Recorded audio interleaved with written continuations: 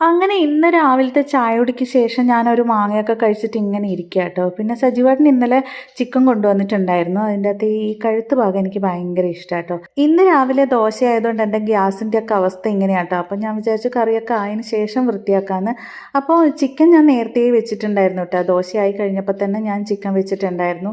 കണ്ണൻ ഏത് നേരം chicken chicken എന്ന് പറഞ്ഞുകൊണ്ടിരിക്കും കേട്ടോ. അപ്പം മീൻ വറുത്തതിന് വരെ അവൾ ചിക്കൻ എന്ന് പറയും.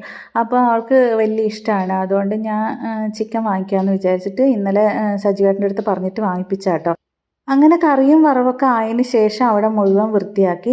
അപ്പോഴേക്ക് എബി വന്നിട്ടുണ്ടായിരുന്നു. അപ്പോൾ അവൻ വരുമ്പം മുട്ടായിയും അതുപോലെ മാങ്ങയൊക്കെ കൊണ്ടാട്ടോ വന്നത്. അപ്പോൾ കണ്ണൻ ആദ്യം ഒന്ന് കഴിച്ചു കഴിഞ്ഞു. രണ്ടാമത്തേതാട്ടോ ഇത്. പിന്നെ ഇതൊക്കെ കഴിഞ്ഞിട്ട് വേണം അവളെ ഒന്ന് കുളിപ്പിക്കാമെന്ന് വിചാരിച്ചിട്ടിരിക്കുകയാണ് ഞാനും.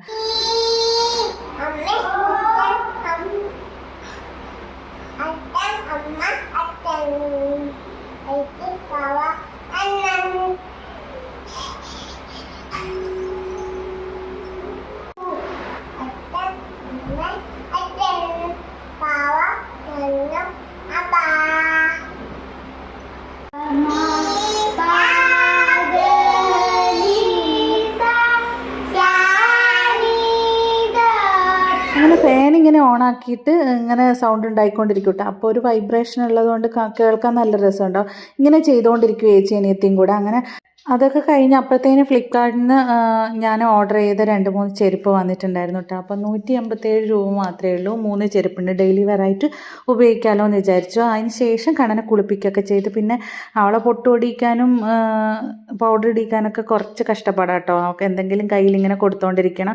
അങ്ങനെ ഒരുപാട് നേരത്തെ യുദ്ധത്തിന് ശേഷം ഞാൻ അങ്ങനെ പൊട്ടൊക്കെ തൊടിയിച്ച് സുന്ദരിയാക്കി എടുത്തിട്ടുണ്ട് കേട്ടോ. അപ്പോൾ സുന്ദരിയായി കഴിഞ്ഞാൽ അവൾക്ക് ഒന്ന് കണ്ണടി കാണണം, അങ്ങനെയൊക്കെ ഉണ്ട് കേട്ടോ. അപ്പോൾ ഇന്ന് ഞാൻ ക്യാമറ വെച്ചിട്ട് കണ്ടപ്പോൾ അവൾക്ക് അതിൽ കണ്ടാൽ മതി എന്നായി. അപ്പം ഞാൻ ചിരിക്കാൻ പറഞ്ഞപ്പോൾ ഒന്ന് ചിരിച്ച് തന്നതാട്ടോ ഇപ്പോൾ കണ്ടത്. അതിന് ശേഷം ഞാൻ മുടിയൊക്കെ ചീകി കെട്ടിക്കൊടുത്തു. പിന്നെ കുറച്ച് നേരം ഇങ്ങനെ അനങ്ങാതെ കാണിച്ച് തരും കേട്ടോ. അപ്പോൾ ടി വി ഒക്കെ വെച്ചിട്ട് മാത്രമേ അങ്ങനെ മുടിയൊക്കെ കെട്ടിക്കൊടുക്കാൻ പറ്റുള്ളൂ. പിന്നെ എബി വന്ന് അവൻ്റെ അടുത്ത് കുറച്ച് നേരം കഴിച്ച് ഞങ്ങൾ ഇരുന്ന് ടി വി ഒക്കെ കണ്ടു കേട്ടോ. അതിന് ശേഷം ഭക്ഷണമൊക്കെ കഴിച്ച്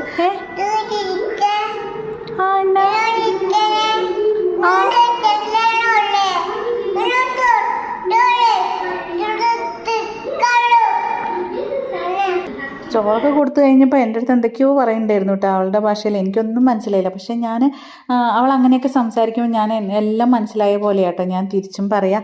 അപ്പോൾ അങ്ങനെ ആകുമ്പോൾ കുറച്ച് കൂടുതൽ കാര്യങ്ങൾ അവൾ എന്തെങ്കിലുമൊക്കെ പറഞ്ഞുകൊണ്ടിരിക്കുക. അങ്ങനെ ഭക്ഷണമൊക്കെ കഴിച്ച് കഴിഞ്ഞതിന് ശേഷം പിന്നെ കുറച്ച് നേരം എബിയുടെ കൂടെയും പൊന്നുവിൻ്റെ കൂടെയും ഒക്കെ കളിച്ച് പിന്നെ ആളങ്ങ് ഉറങ്ങി കേട്ടോ. അപ്പോൾ ഇത്രയേ ഉള്ളൂ. ടാറ്റാ.